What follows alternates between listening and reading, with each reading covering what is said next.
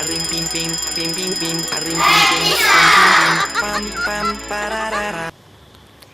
สวัสดีค่ะพบกับน้องรัศมีสุดสวยในรายการ Happy Time รายการที่จะทำให้ทุกคนได้เรียนรู้ทิปส์ความรู้และเรื่องราวดีๆแล้วก็แฮปปี้ไปพร้อมๆกันค่ะวันนี้พี่เอมี่และพี่เชียร์มีวิดีโอดีๆเกี่ยวกับความสำคัญของการหยุดนิ่งเพียงแค่10นาทีในแต่ละวันฮันแน่สงสัยแล้วล่ะสิว่าการหยุดนิ่งที่ว่าคืออะไรงั้นเราไปฟังคำเฉลยพร้อมๆกันในช่วง Happy Story กันเลยค่ะ Happy Story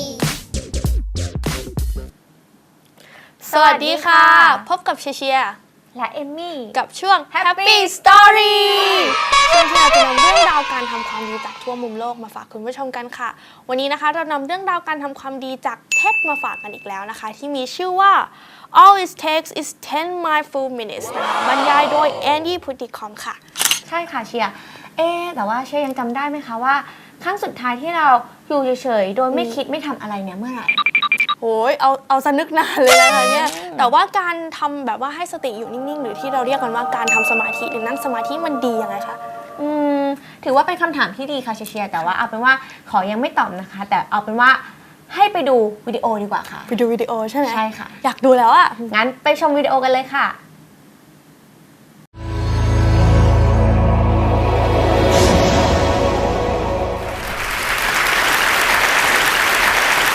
We live in an incredibly busy world. The pace of life is often frantic, our minds are always busy, and we're always doing something. So, with that in mind, I'd like just to take a moment to think, when did you last take any time to do nothing? Just 10 minutes, undisturbed. And when I say nothing, I do mean nothing. So, that's no emailing, texting, no internet, no TV, no chatting, no eating, no reading. Not even sitting there reminiscing about the past or planning for the future. Simply doing nothing. I see a lot of very blank faces. My thinking is probably have to go a long way back. And this is an extraordinary thing, right? We're talking about our mind. The mind, our most valuable and precious resource through which we experience every single moment of our life. The mind that we rely upon to be happy, content, emotionally stable as individuals, and at the same time to be kind and thoughtful and considerate in our relationships with others.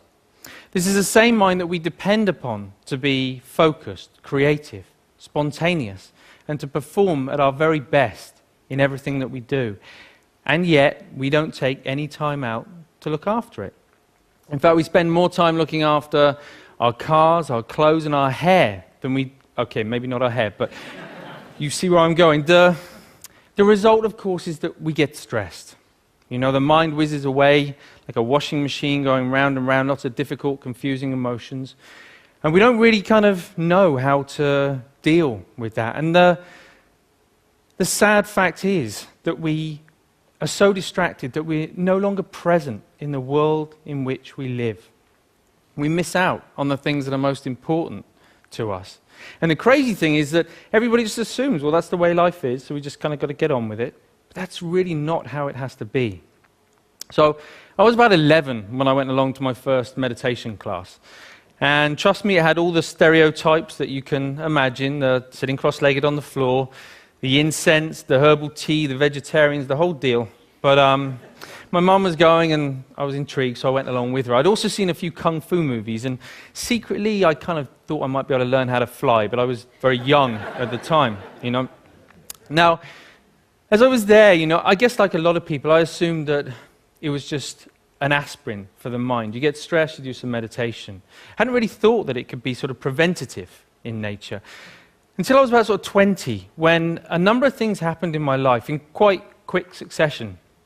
Really serious things which just flipped my life upside down, and all of a sudden I was inundated with thoughts, inundated with difficult emotions that I didn't know how to cope with. Every time I sort of pushed one down, another one would just sort of pop back up again. It was a really very stressful time. I guess we all deal with stress in different ways. Some people will bury themselves in work, grateful for the distraction. Others will turn to their friends, their family, looking for support. Some people hit the bottle, start taking medication. My own way of dealing with it was to become a monk.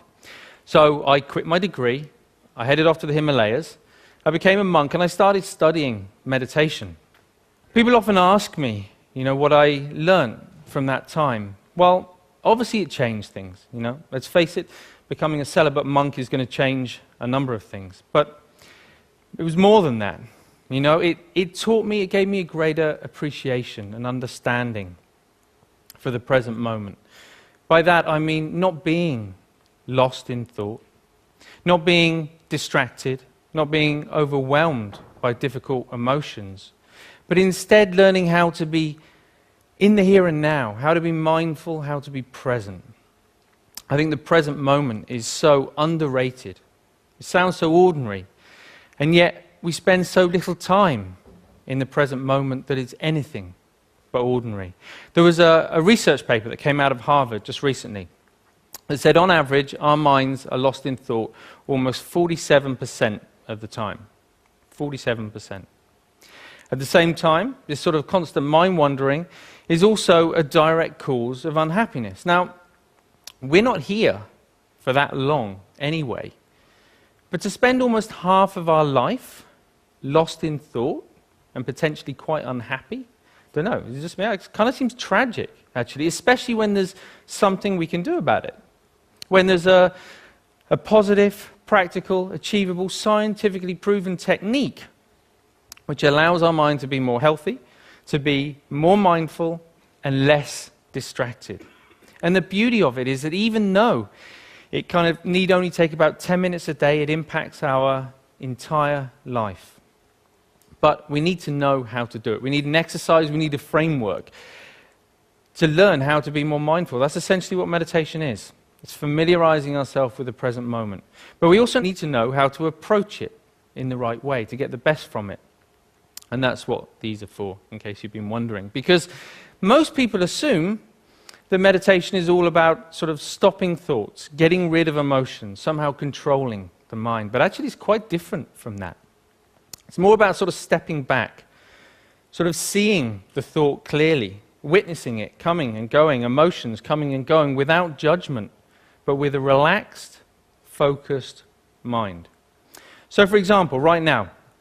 if I focus too much on the balls, then there's no way that I can relax and talk to you at the same time. Equally, if I relax too much talking to you, then there's no way I can focus on the balls. I'm going to drop them. Now in life and in meditation, there'll be times when the focus becomes a little bit too intense and life starts to feel a bit like this. It's a very uncomfortable way to live life when we get this tight and stressed. At other times, we might take our foot off the gas a little bit too much and things just become a little bit like this. And of course, in meditation, we can end up falling asleep. So we're looking for a balance of focused relaxation where we can allow thoughts to come and go without all the usual involvement. Now, what usually happens when we're learning to be mindful is that we get distracted by a thought. Let's say this is an anxious thought. So everything's going fine, and then we see the anxious thought, and it's like, oh, I didn't realize I was worried about that. You go back to it, repeat it. Oh, I am worried. Oh, I really am worried. Wow, there's so much anxiety. And before we know it, right, we're anxious about feeling anxious. This is crazy. We do this all the time, even on an everyday kind of level. If you think about the last time, I don't know, you had a wobbly tooth. You know it's wobbly, and you know that it hurts. But what do you do every 20, 30 seconds?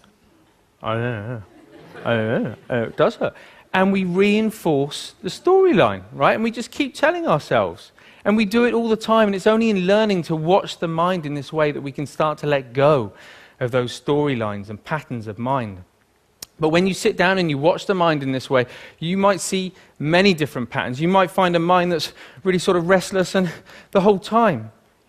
Don't be surprised if you feel a bit agitated in your body when you sit down to do nothing and your mind feels like that. You might find a mind that's very sort of dull and boring and it's just almost mechanical. It just sort of seems it's as if you're just sort of getting up, going to work, eat, sleep, get up.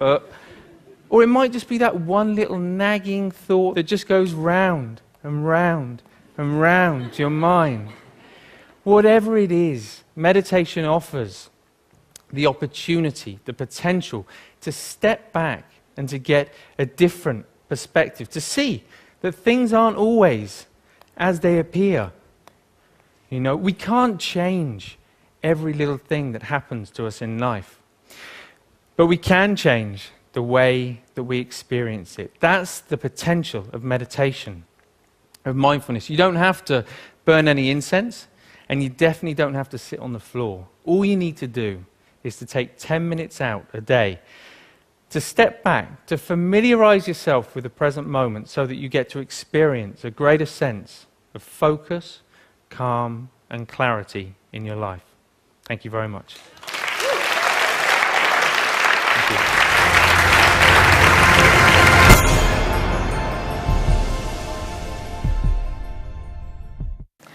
และนี่นะคะก็เป็นอีกหนึ่งมุมมองนะคะจากคนที่ได้ประสบการณ์ดีๆนะคะจากการนั่งสมาธิค่ะ ใช่ค่ะและวิดีโอนี้นะคะไม่ใช่แค่สำหรับน้องๆเยาวชนเท่านั้นนะคะแต่ยังเหมาะกับท่านผู้ชมทุกๆเพศทุกๆวัยเลยค่ะเพราะว่าการนั่งสมาธินี่นะคะใครๆก็สามารถทำได้ค่ะและก็ยังเป็นประโยชน์ต่อทุกๆคนด้วยค่ะ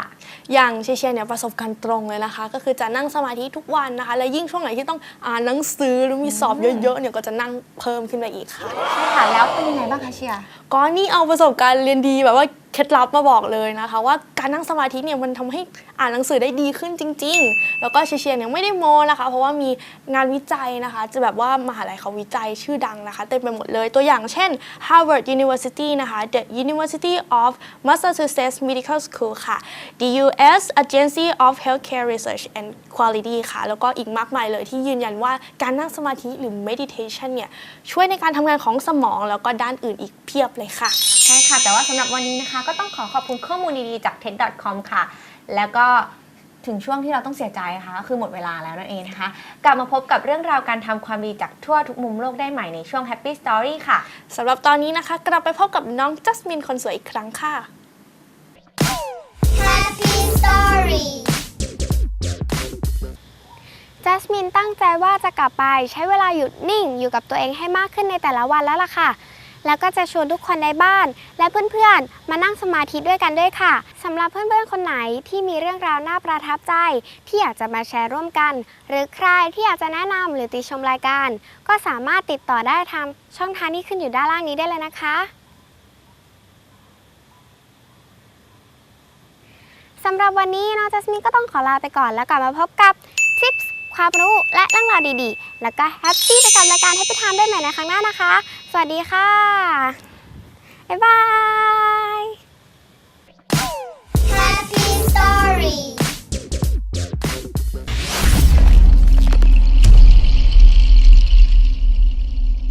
Bim bim, rim bim bim, rim bim bim, bim bim bim, rim bim bim, bim bim bim, pam pam pararara.